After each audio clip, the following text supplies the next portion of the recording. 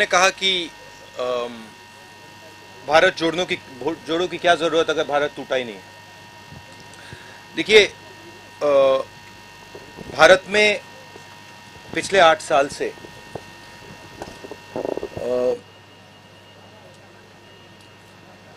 डर का माहौल,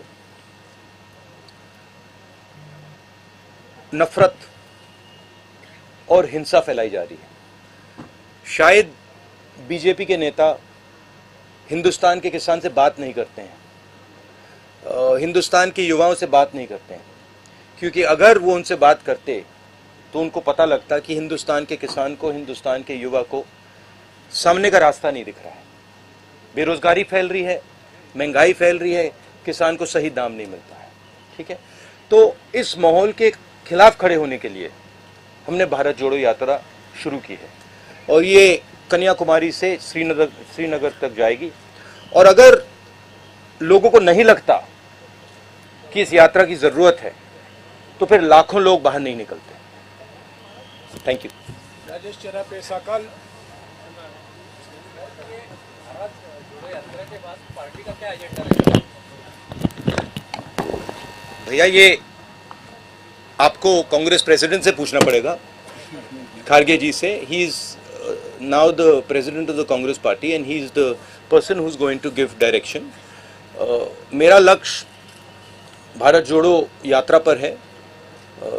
अब ये इसमें 2-3 महीने और लगेंगे, तो मेरा पूरा का पूरा फोकस इस यात्रा पे है और बहुत बहुत अच्छा लग रहा है मुझे, क्योंकि बहुत सीखने को मिल रहा है, बहुत लोगों से समझने को मिल रहा है और बहुत प्यार मिल रहा है।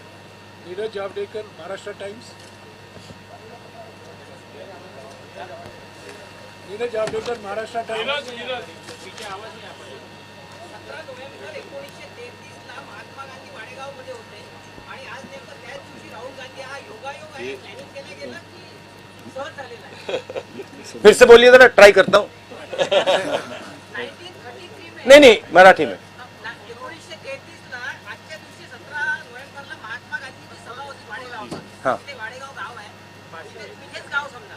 आणि आज तुम्ही इथे आहे नेमकं, तर हे प्लॅनिंग होतं यात्रेचं केलेलं की हा योगायोग आहे? नहीं, ट्रांसलेट कीजिए कि ये जब यहाँ आए, गांधी जी भी आए थे, हम भी आए, क्या प्लान करके आए हैं या ऐसे ही हुआ है? नहीं, कोई प्लानिंग। 1933 में इसी दिन महात्मा गांधी यहाँ थे, तो ये अच्छा पॉजिटिव है ये।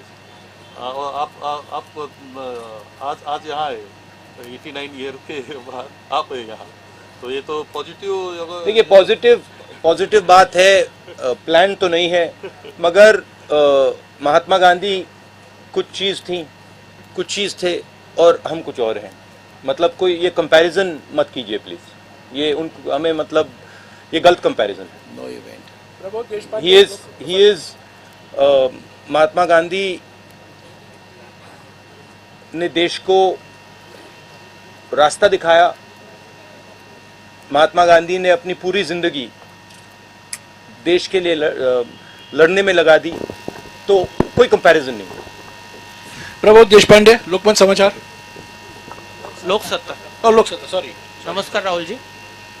माझा प्रश्न असा होता की केंद्र सरकारमध्ये भाजपा जो सत्ताधारी पक्ष आहे त्याच्यावर अंकुश ठेवण्यात प्रमुख विरोधी पक्ष म्हणून काँग्रेस कुठेतरी कमी पडताना दिसतो. तर या संदर्भात पक्षाची पुढील रणनीती काय राहणार आहे आणि 2024 साठी प्रमुख अजेंडा काय राहणार आहे पक्षाचा? कमजोर पड़ रहा है अपना पक्ष, विपक्ष का, ऐसा उनका कहना है। सब पूरा का पूरा ऑपोजिशन या कांग्रेस? कांग्रेस अपन विपक्ष इस नाते से हम कमजोर गिर रहे हैं, ऐसा उसका कहना है मोदी सरकार के। नहीं, देखिए,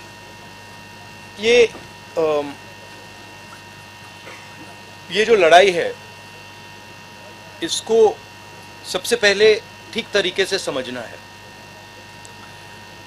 आमतौर से क्या होता है, लोकतंत्र में एक पॉलिटिकल पार्टी दूसरी पॉलिटिकल पार्टी से लड़ती है और जो युद्ध का मैदान होता है उसको जो देश के इंस्टीट्यूशंस होते हैं वो उस युद्ध के मैदान में फेयरनेस क्रिएट करते हैं। आज क्या है कि ये एक राजनीतिक पार्टी और दूसरी राजनीतिक पार्टी के बीच में लड़ाई नहीं है। और मैं सिर्फ कांग्रेस की बात नहीं कर रहा हूं। एक तरफ हिंदुस्तान के सारे इंस्टीट्यूशंस खड़े हैं, बोलना नहीं चाहिए, मगर विपक्ष का प्रेस पे तो कंट्रोल नहीं है, हैगा? प्रेस पे तो कंट्रोल नहीं है ना।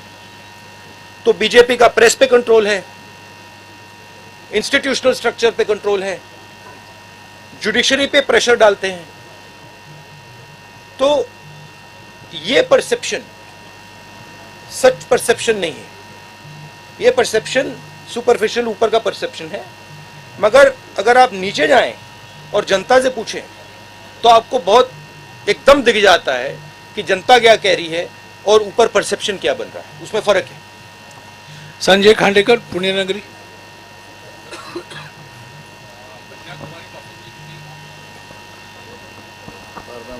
कन्याकुमारीपासून तुम्ही जी पदयात्रा सुरू केलेली आहे भारत जोडोची, सॉरी, एक मैं थोड़ा इसमें और कहना चाहता हूं। देखिए, हमने ये सब एवेन्यूज ट्राई की, प्रेस की एवेन्यू ट्राई की, हमने पार्लियामेंट में अपनी बात रखने की कोशिश की। सिर्फ मैंने नहीं, सिर्फ कांग्रेस पार्टी ने नहीं, विपक्ष की सब पार्टियों ने। ठीक है, जब हम वहाँ कुछ बोलने की कोशिश करते हैं, चाहे वो नोटबंदी की बात हो, चाहे वो जीएसटी की बात हो, चाहे वो चाइना की बात हो, वो माइक ऑफ हो जाता है। तो यात्रा हमने इसलिए चालू की है कि हमारा और विपक्ष को कोई और रास्ता ही नहीं बचा है। राहुलजी, कन्याकुमारीपासून तर आता मध्य महाराष्ट्रापर्यंत तुमची भारत जोडो यात्रा सुरू आहे। या दरम्यान सर्वात मोठी समस्या देशात काय आढळली तुम्हाला तुमच्या पाहणीत? सबसे बड़े प्रॉब्लम क्या है इस देश में अभी तुमको जो भी प्रॉब्लम्स आए वो क्या है, सबसे बड़ा प्रॉब्लम क्या है? सबसे बड़े मुझे दो प्रॉब्लम्स दिख रहे हैं।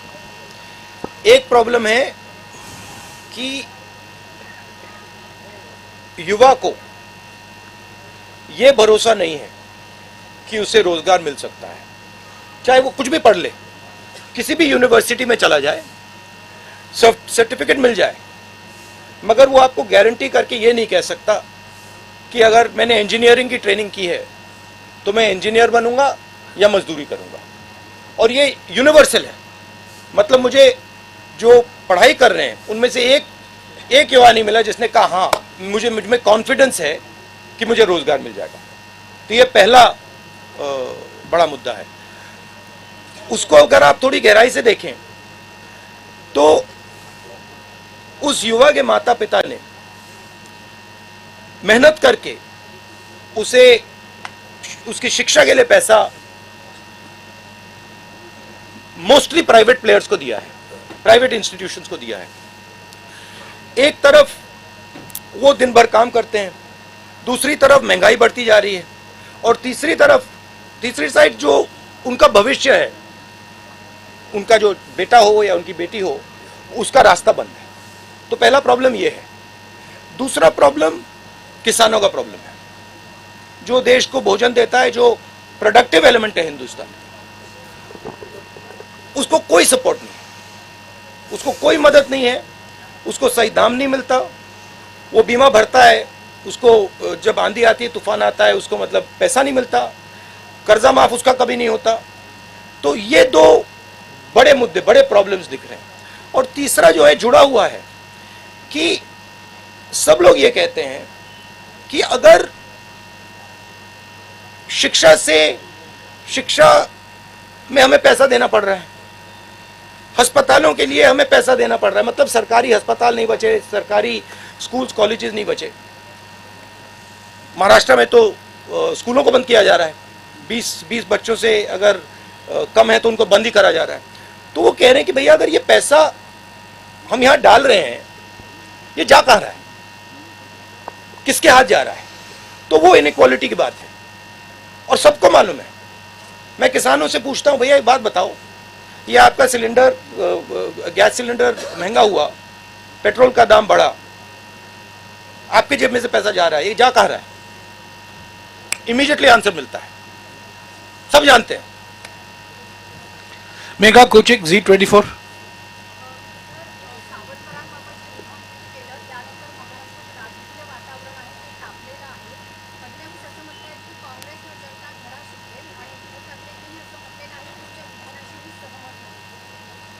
सावरकर के बारे में बोला ना, तो डॉक्टर बोलते मैं सहमत हूँ और मैं सोचता है कि हमें ही लोग जगह देते हैं। ये देखिए